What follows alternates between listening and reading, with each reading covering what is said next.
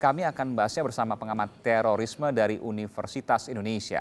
Nanti kami juga akan coba menghubungi dari pihak kepolisian. Terima kasih telah memberikan informasinya di program Kompas Petang. Mas, saya ingin bertanya kepada Anda, apakah bahwa yang terjadi selama ini kita lihat begitu berdekatan dari mulai Idul Fitri, kemudian 5 hari di Falatehan, kemudian ada Polsek Baron Lama bendera ISIS, kemudian ada Bandung, dan sekarang Poso. Apa yang terjadi?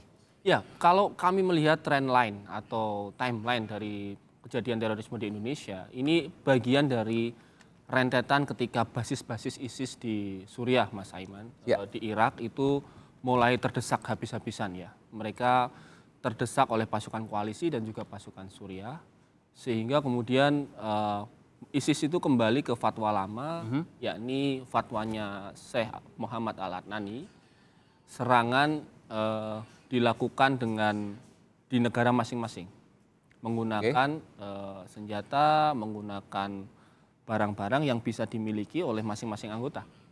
Nah, ini yang terjadi sekarang. Jadi kemudian bisa dengan menggunakan pisau, bisa kemudian dengan menggunakan bom, walaupun ala kadarnya. Lalu kemudian setiap orang itu bisa melakukan apa yang disebut dengan leaderless jihad itu. Lone wolf itu? Self-radicalization atau lone wolf itu. Itu bisa kaitan dengan jaringan ISIS, bisa nggak ada kaitan sama sekali. Dia hanya simpatisan, lihat-lihat di internet, kemudian jadi teroris. Itu strateginya ISIS.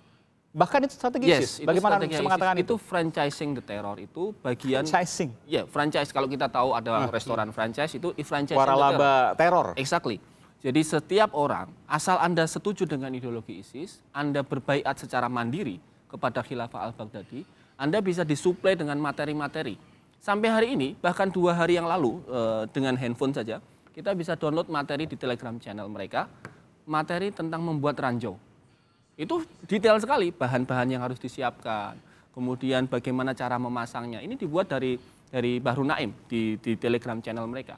Tentu memang tidak gampang untuk masuk ke Telegram channel itu melalui verifikasi online yang mereka lakukan. Dari mana Anda bisa meyakini bahwa memang betul ada Telegram Bahru Naim yang kemudian mendelegasikan, menginformasikan, menurunkan segala informasi kepada orang-orang yang menjadi teroris di negeri ini? Ya, saat ini sebagian dari mereka sudah tertangkap. Ya. Yang sudah mendapat materi dari Bahru Naim itu tertangkap. Dan dibuka kemudian telegramnya ada betul Bahru Naim. Exactly. Dan memang itu kemudian terus ada sampai sekarang Mas Aiman. Telegram channel Bahru Naim ini menggunakan bot sehingga kemudian seseorang bisa berganti-ganti channel. Nah, tetapi sekali lagi saya kira kalau pendekatan intelijen kita masih menggunakan pendekatan intelijen lama itu menyusup ke organisasi, berpura-pura ingin menjadi anggota mereka, itu sudah tidak bisa menangkal model serangan seperti sekarang. Saya ke Kadif Humas Polri, Inspektur Jenderal Polisi Setio Wasisto. Selamat petang Pak Setio dengan Aiman Kompas TV. Selamat petang Mas Aiman, selamat petang Mas Ridwan. Selamat petang Jenderal.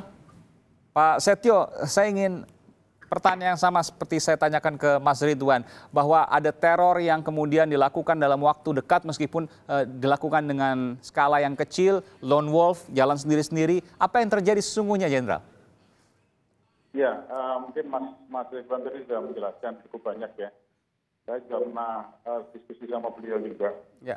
Memang sekarang ada perkembangan yang kita tidak bisa memantau seperti dulu lagi. Kalau kita melihat zaman Islamiyah, ada kelompok-kelompok, sekarang sudah perorangan-perorangan. Kemajuan dari IT, khususnya media sosial ini, luar biasa. Sehingga ada yang disebut Mas Ridwan tadi, fighting terrorism, itu yang perlu kita waspadai. Nah, ini yang perlu kita cermati adalah bagaimana kita mau mengawasi akun-akun yang memang berkonten radikal. Oke. Ini tidak hanya Polri sendiri, karena Polri hanya bagian daripada stakeholder yang mengawasi atau mencegah. Menarik Pak Setio terkait dengan IT ini. Saya turun langsung ke Bandung pada waktu terjadi bom di Kampung Melayu karena memang asalnya ada satu yang dari Bandung, beberapa dari Bandung, dia di Bandung. Kemudian yang sekarang juga dari saya lupa namanya yang penjual bakso yang terakhir ini. Wiguna, betul. Wiguna. Agus Wiguna. Ya. Wiguna, ya, Agus Wiguna. Dia adalah seorang penjual bakso dan kemudian yang di Bandung juga penjual susu segar kalau tidak salah, saya juga lupa nama itu. Tinggal di daerah di Marta Dinata, Bandung. Dua-duanya orang yang kemudian bisa dikategorikan pendidikannya menengah bawah, kemudian tidak bisa jauh dari bayangan saya untuk bisa lihai berinternet. Tapi kemudian mereka dengan mudahnya mereka bisa membuka situs-situs radikal yang sebagian besar tentu sudah diblok. Artinya punya kemampuan lebih dari mereka yang hanya seorang penjual bakso dan seorang penjual susu segar di pasar. Nanti kita akan bahas soal itu, Pak Setio. Kita akan jeda dulu, juga Pak Ridwan. Nanti kita akan bahas soal apa yang saya tanyakan tadi. Kami akan segera kembali, saudara. Tetaplah bersama kami di Kompas Petang.